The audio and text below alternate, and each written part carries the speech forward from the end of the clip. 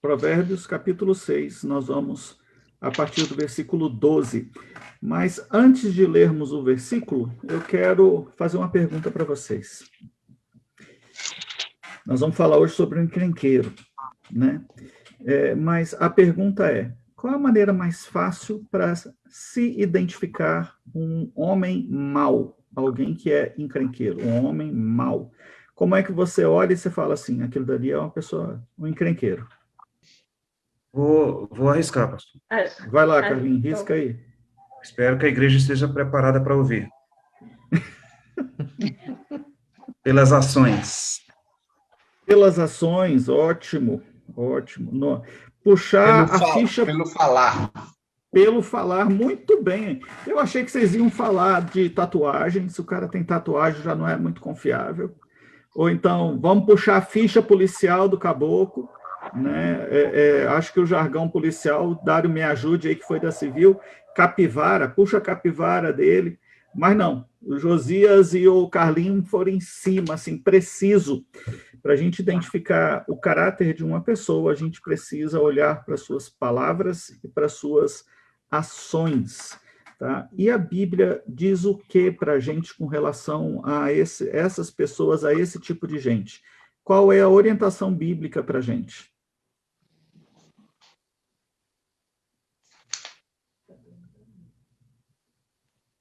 Pastor, vamos. A Alessandra não está, né? Então vamos fazer... você vai ter que falar para vocês dois. Não me subestime, Carlinhos, eu estou aqui. Opa! Tá, a Ana ajuda, então. Vai lá, Ana. Quer falar, Ana? Não, vou ouvir. Pastor, eu vou falar do jeito que eu faço, né? Uhum. O encrenqueiro desse aí, a primeira coisa que eu vou fazer é manter distância. Uhum. Ótimo. Manter distância. Carlinhos. Pegar o beco. Isso é bíblico. Olha só, olha que coisa interessante. Primeiro, a Bíblia manda a gente se aproximar de homens bons, homens sábios. Provérbios 13, 20. Quem anda com os sábios será sábio, mas o companheiro do insensato se tornará mau. Ok? E ele fala, então, a gente deve aproximar de quem é mais sábio que a gente, para a gente ficar melhor, para ter um alvo de melhoria, né? E ele fala para a gente evitar esses homens maus, tolos, nécios, e aqui a gente tem mais 3 palavras aqui que esse texto vai usar, que a gente vai aprender hoje, né? Mas Provérbios 14, 7 vai dizer o quê? Mantenha-se longe do tolo, pois você não achará conhecimento no que ele fala. Interessante isso, a gente não vai achar conhecimento, se a gente não acha conhecimento, não vale a pena investir ali e se aproximar no ponto de se comprometer. Né? Eu vou pedir, então, para a Érica fazer a leitura de Provérbios, capítulo 6, versículos de 12 a 15. O homem de Belial, o homem vil, é o que anda com perversidade na boca, acena com os olhos, arranha com os pés e faz sinais com os dedos. No seu coração há perversidade. Todo o tempo maquina o mal, anda semeando contendas. Pelo que a sua destruição virá repentinamente. Subitamente será quebrantado, sem que haja cura. Aí, nesse texto, tem algumas palavras que chamam a atenção. Olha lá, homem de Belial, homem vil, aquele que anda com perversidade na boca. Quem é isso, gente? Quem é esse homem de Belial? O que significa? Vocês já ouviram essa expressão? Homem de Belial ou filho de Belial? Belial já, né? Mas o que é? Não tem caráter, pastor? Não tem Perverso. mesmo. Mas não é só isso. É perverso. Não tem caráter, é perverso. Mas tem mais coisa. Tem a ver com bélico? Tem a ver com bélico, mas no sentido de encrenqueiro, de briguento, tá? O bélico nesse sentido. A pessoa está sempre armada, pronta para briga. Ótimo, muito bom. Olha lá, vamos lá. 3 palavras para a gente aprender hoje. Primeira delas, Belial. Aí, deixa eu carregar. Belial. a segunda é Aven e a terceira é Chute. Belial, imprestável, ímpio, ruína, destruição. No Novo Testamento, a palavra vai estar linkada com os moradores da cidade de Gibeá. Você sabe por quê? Que essa palavra está ligada aos moradores da cidade de Gibeá, e daí para frente se usava a expressão filhos de Gibeá ou filhos de Belial, para identificar alguém que tenha essa índole, né? Imprestável, ímpio, ruína, é tudo ruim.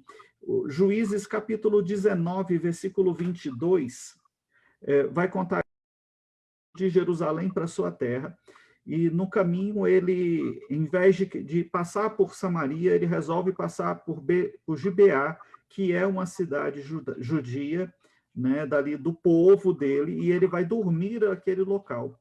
Os moradores da cidade cercaram a casa do Senhor que o acolheu e fizeram um pedido semelhante ao que aconteceu lá em Sodoma. Pediram para que aquele morador, o dono da casa, botasse para fora o levita e a sua esposa e a sua concubina, para que eles pudessem abusar deles sexualmente, dos três, sexualmente. O dono da casa rejeita aquilo, fala que aquilo não é costume do povo de Deus, não é assim que deve proceder, repreende eles e oferece a filha dele, a filha do dono da casa, e a concubina daquele visitante que estava ali, para que eles pudessem abusar dela o quanto quisesse, mas não tocasse naquele que ele estava acolhendo ali, do hóspede dele. Eles brigam, ele pega a concubina, o dono da casa pega a concubina do seu hóspede, do levita, coloca para fora, e eles abusam, violentam ela durante toda a noite, ao ponto dela ser encontrada pela manhã morta na soleira da casa, na entrada da casa, morta de tanto que ela foi abusada. Ele coloca o corpo dela em cima da jumenta, leva para sua casa, para sua cidade. Lá ele esquarteja aquele corpo e manda para todas as tribos de Israel, mostrando que aquele tipo de atitude não poderia acontecer. As tribos se juntaram, vão até a cidade de Gibeá e matam todos os homens. Daí para frente, esse comportamento ímpio, que leva à ruína, leva à destruição, fútil ao ponto de tirar a vida, é conhecido como filho de Belial. Tá? Filhos de Belial, também no Novo Testamento, você vai encontrar isso com um dos nomes de Satanás. Satanás, ele é identificado ali, personificado como um filho de Belial, filho do iníquo, filho da destruição, filho da ruína, filho daquilo que não presta, é imprestável. Tá? Essa é uma palavra, Belial. A segunda palavra, ela costuma ser traduzida por vil. Ela tem o sentido de ofegar, esforçar em vão. É você tentar puxar o ar e não conseguir. É isso que significa aí a palavra vil. Ela está ligada pode ser traduzida por problema, impiedade, sofrimento, idolatria e iniquidade. E ela caracteriza a pessoa que é moralmente má. Moralmente má. A terceira palavra é chute, perverso. Tá? Ela está ligada à distorção, desonestidade, perversidade, pessoa que tem má índole, que é malvada, que é traiçoeira. Olha aqui os versículos de 12 a 15 estão colocando para a gente que essas pessoas têm essas características aqui. Tá? A gente pode traduzir para uma linguagem um pouco mais comum, mais próxima da gente, como o encrenqueiro, aquele que vai sempre procurar por briga, sempre vai querer criar algum problema, está sempre envolvido em alguma questão. E na maioria das vezes, uma coisa minúscula que cresce e fica muito maior do que deveria ser. Tá? Quais são as características desse homem de Belial, desse homem de Avém? Ele está constantemente envolvido em conflito. Ele é o oposto dos pacificadores. Mateus 5,9 diz: Bem-aventurado os pacificadores, porque serão chamados filhos de Deus. E se ele é oposto ao pacificador, então fica fácil da gente associar os filhos de Belial, os filhos de Avém, àqueles que seguem, então, a Satanás.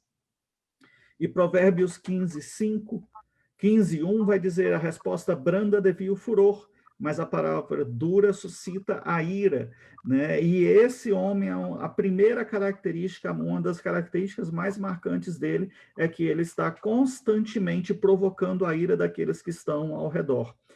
Provérbios 26:20 tem um versículo que eu gosto muito, que diz: sem lenha a fogueira se apaga, sem o caluniador morre a contenda.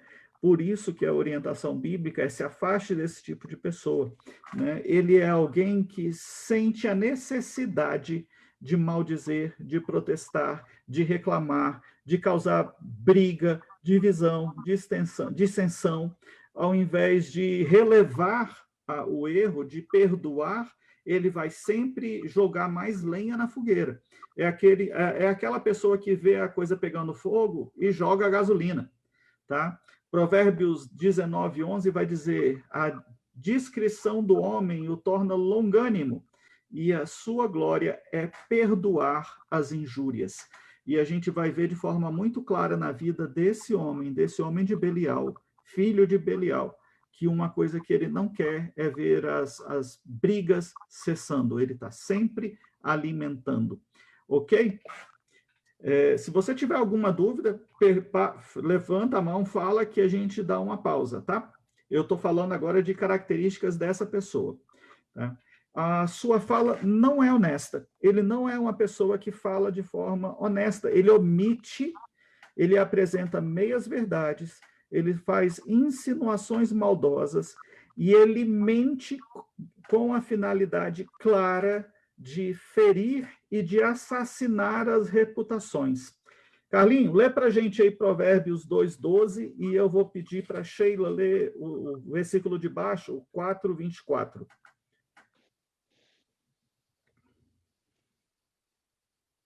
2:12. 2:12. De 12 a 15, né? Isso. Vou ler. Ali já. Anota aí. Anota aqui. A sabedoria o livrará do caminho dos maus, dos homens de palavras perversas, que abandonam as veredas retas para andar por caminhos de trevas. Têm prazer em fazer o mal e exultam com a maldade dos perversos. 24. Gente que anda por veredas tortuosas e no caminho se extraviam. Olha que coisa interessante, olha lá. A sabedoria vai livrar desses homens, e ele vai descrever algumas coisas que vai nos dar indicativo de quem são esses homens. Eles têm as palavras perversas, eles abandonam a verdade, eles andam em caminhos de trevas, eles têm prazer em fazer o mal, eles exultam, se alegram com a maldade dos perversos, quanto pior, melhor, né? E eles andam em veredas tortuosas, de sofrimento, e se extraviam, se desviam do caminho do que é reto. Provérbios 4:24, Sheila, qual é a orientação aí? Parte da sua boca as palavras perversas. Fique longe dos seus lábios a maldade. O que Provérbios está colocando para a gente? Olha só, o início desse caminho que nos leva a nos identificar como homens de Belial começa pela nossa fala. Então, observe o que você fala, como você fala, com quem você fala, porque o primeiro indício que você vai perceber é naquilo que é transmitido verbalmente. Controle a sua língua, que você vai estar dando o primeiro passo para controlar todo o resto. Mas esse homem não controla a sua língua, ele tem prazer, ele quer ver a coisa mesmo engrossar e pegar fogo o tempo todo. Então, aquilo que é só palavra vai se transformar em ação. E aí o texto bíblico vai falar da sua linguagem corporal. Ele pisca, ele arrasta o pé. O arrastar o pé não é comum para a nossa cultura, não diz muito para a gente o que significa arrastar o pé, mas é como se a pessoa tivesse... O ato de arrastar o pé, dependendo da circunstância para aquela época, a linguagem era de que alguém estivesse difamando ou então querendo tirar o crédito da outra em cima daquilo dali, tá? Esse homem ele vai agir como se tivesse pequenos segredos que se esses segredos, quando esses segredos chegarem a ser revelados, vão causar, né? Vamos usar a linguagem de hoje. Eu tenho um segredo que na hora que eu contar vai causar, vai acabar com a vida da pessoa. E ele guarda esse segredo sempre dando um indicativo de que, olha, fica quietinho, porque senão eu conto, fica quietinho, senão eu falo, e ele vai falar, ele vai soltar no momento em que aquele segredo possa causar o maior estrago possível para a vida do outro, tá?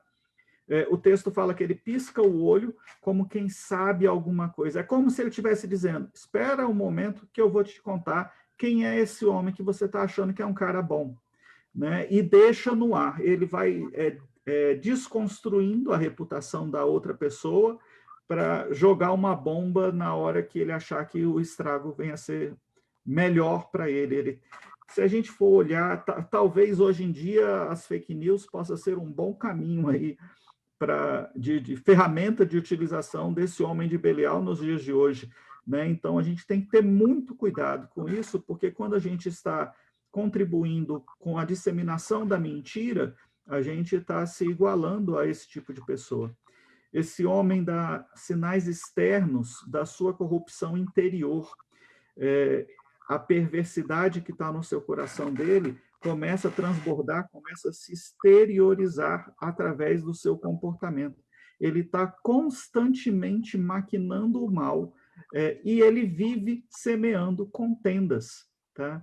O seu comportamento é pautado em dissensões são brigas, tá? Em descontrole e em perversidade. Olha lá, eu vou pedir para a Ana ler Provérbios 6:19, certo? Eu não estou vendo todo mundo aqui, que minha telinha só está com 5 pessoas aqui, eu e a Érica, então sobrou 3, tá? Mas aí outra pessoa já abre no 15:18, ou está aí na tela também, e no 16:28, ok? Então, Ana, lê para a gente aí Provérbios 6:19. Testemunha falsa que profere mentiras e o que semeia e o que semeia contendas entre os irmãos. Pastor, o que eu observei é que a palavra perversidade é muito recorrente nas ações desse ser humano, porque ele é perverso, parece que arde maldade dentro dessa pessoa. Exato.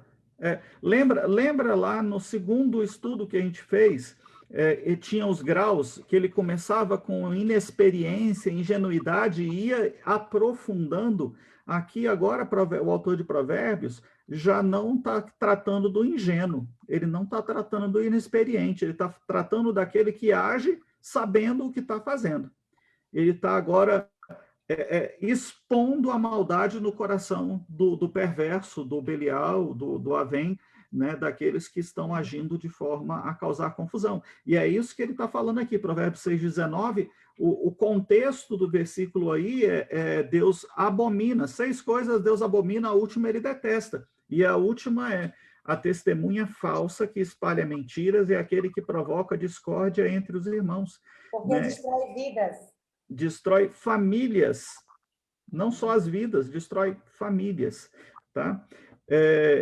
Outra característica dele, o comportamento dele está pautado no descontrole. Alguém lê para mim 15:18. O homem irritável provoca dissensão, mas quem é paciente acalma a discussão. Ótimo. O homem irritável, o que é isso? É o que explode com facilidade. Está sempre com pavio curto. Está sempre explodindo por qualquer coisa.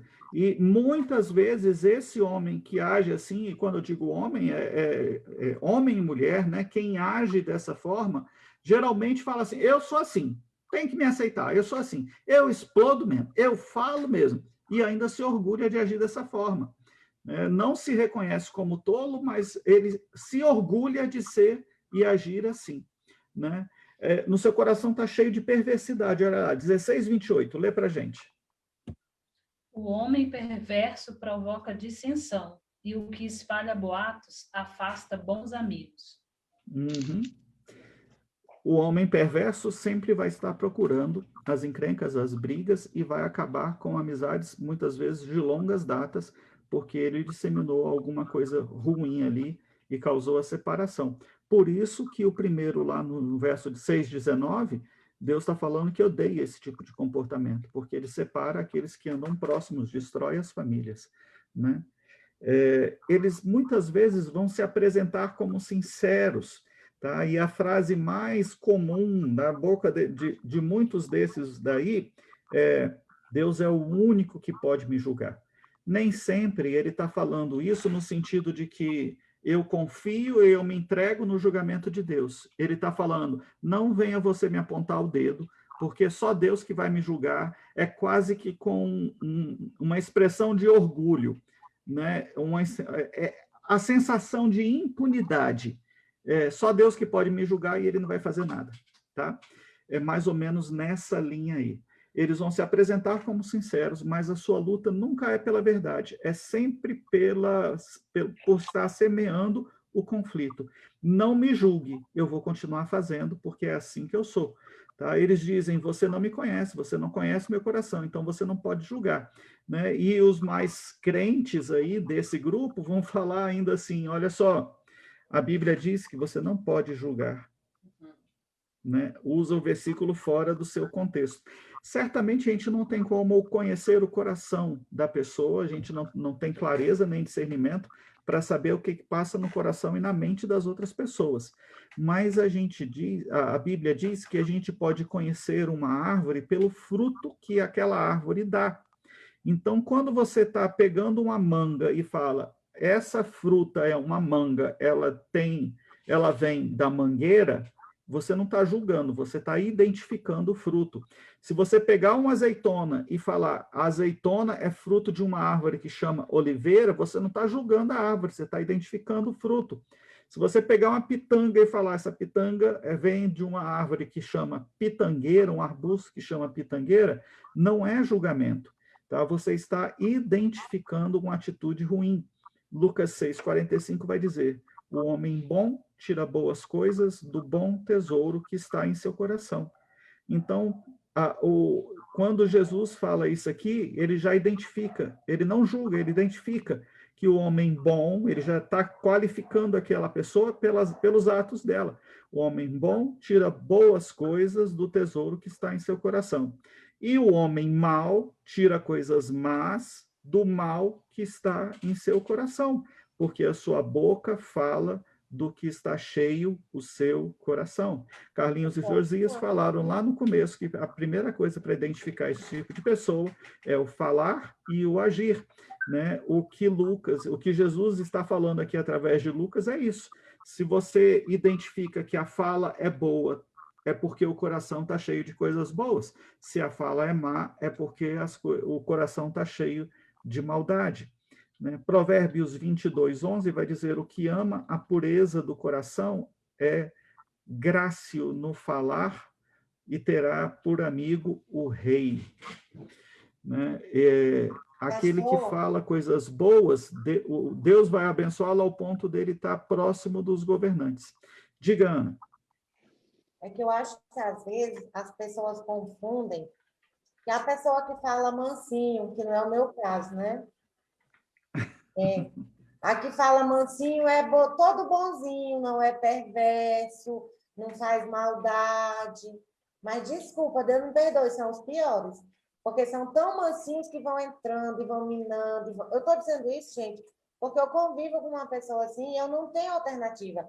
Não é uma questão de amizade, eu sou obrigada a conviver. E hoje eu estou vendo isso aqui e identificando tudo que aconteceu. Não tem como não pensar, sabe? Mas, ó, eu já tinha identificado essas características, mas eu não podia falar. Antes que você se comprometa, eu quero lembrar que está gravando. Eu sei, eu percebi o seu olhar e aí eu cortei assim, eu mudei a língua. Eu não vou entrar em detalhes. Não, o que eu estou dizendo é que a gente pode escolher no caminhar da amizade, interessante. da família, mas tem ambientes que você identifica e que fica perdido sem saber o que fazer. E é interessante, Ana, porque assim, muitas vezes a gente convive com pessoas que têm esses comportamentos, né? E a gente, sem passar pelo que a palavra de Deus orienta, a gente fica sem saber o que fazer, como você disse, certo? E aí a gente vai para a palavra de Deus, como a gente está fazendo agora, e a palavra de Deus orienta o que fazer. Eu acho que isso é interessante, porque quando você consegue identificar, isso aqui é uma manga, isso aqui é uma pitanga, isso aqui é um chuchu, você sabe como proceder a partir dali, de acordo com o fruto que você tem em suas mãos, né? Nesse caso aqui, o tolo, o encrenqueiro, o homem mau é aquele que entrega o seu corpo para a prática da maldade. Não é um ato aleatório, não é um escorregão, isso é constante na vida dessa pessoa. Às vezes, essas pessoas nem percebem que estão agindo assim, certo? Às vezes elas não percebem. Isso já entrou numa rotina, um ciclo tão grande que ela já fica no automático, ela não percebe que ela está agindo dessa forma, tá? De forma perversa, ela se acostumou a fazer aquilo e ela está achando que está normal. A gente está num mundo tão mergulhado em maldade e perversidade que às vezes a gente se iguala e não percebe que está se igualando, né?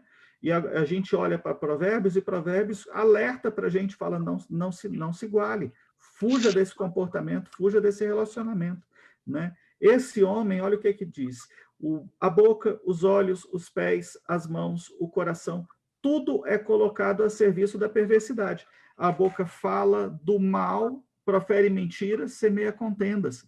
Os seus olhos estão cheios de lascívia, de cobiça e são armadilhas de morte. Os pés são rápidos para fazer o mal, suas mãos se apressam para derramar o sangue e oprimir o fraco e o inocente.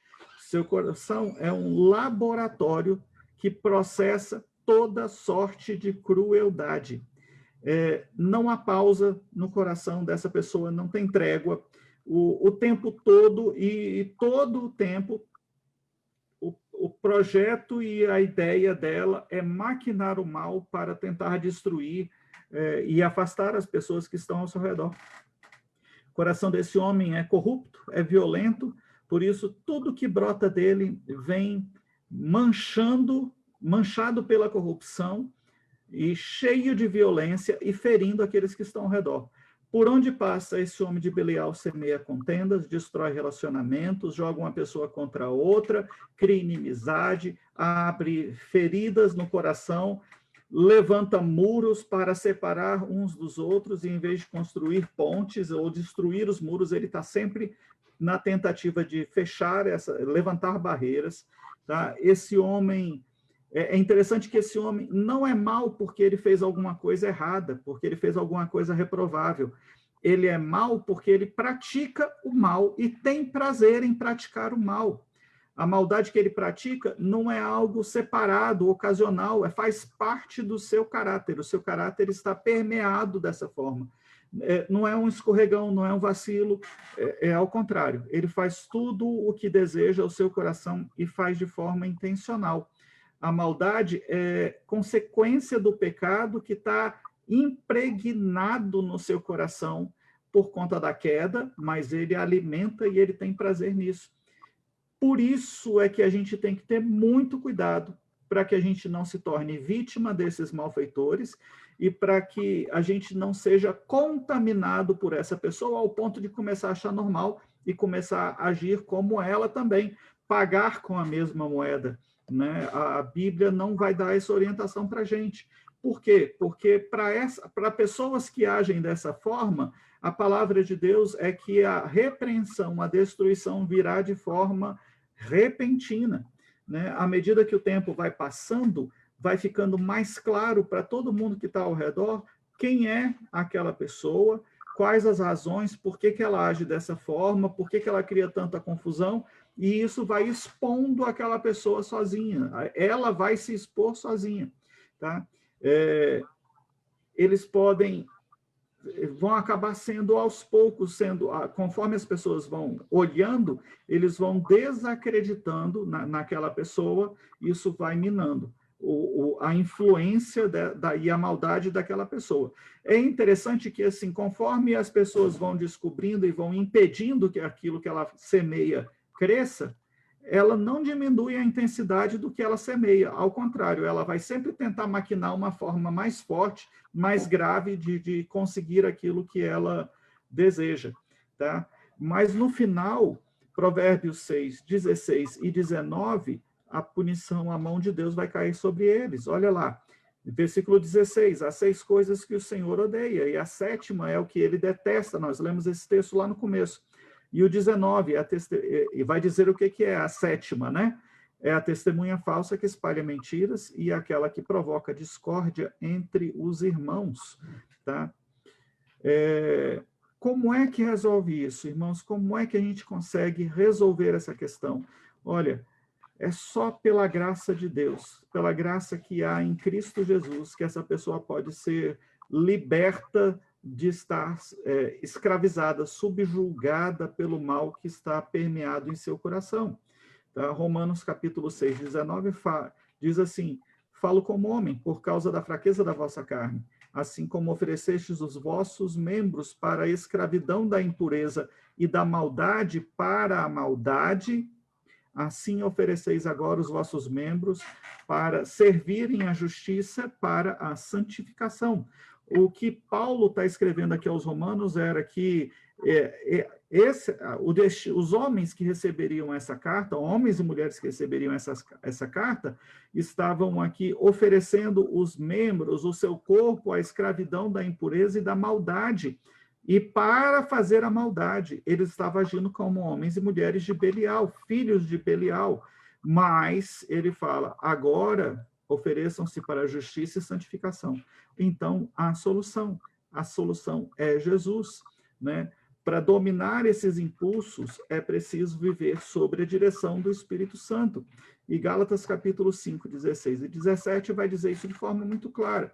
Digo, porém, andai no Espírito e jamais satisfareis as concupiscências, os desejos da carne, porque a carne milita contra o Espírito e o Espírito contra a carne, porque são opostos entre si, para que não façais o que porventura seja do vosso querer.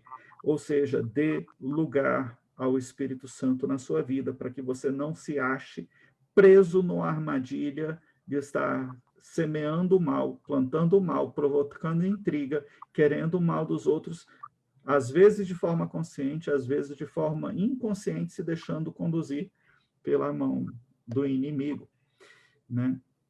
Eu tenho algumas perguntas para que a gente possa refletir. Você constantemente se envolve em conflitos?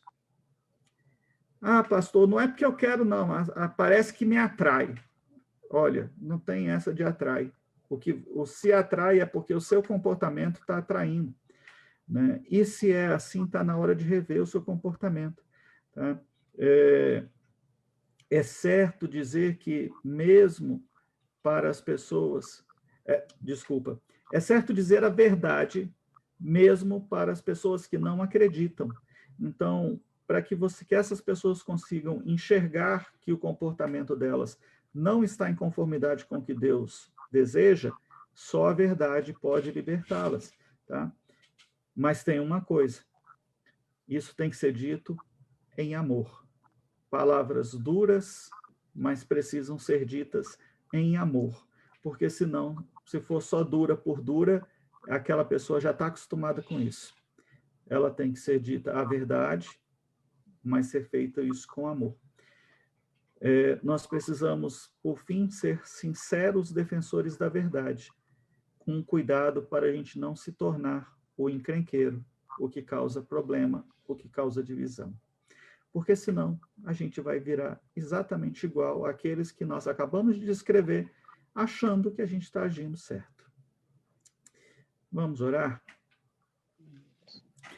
Pai, nós nos colocamos diante da Tua presença. Eu quero te pedir, ó Deus, que o Senhor nos dê sabedoria no agir, no falar, no andar, no pensar, para que nós tenhamos condições, ó Deus, de evitar esse caminho, Senhor, que nos leva ao distanciamento da tua vontade, ao distanciamento da tua palavra.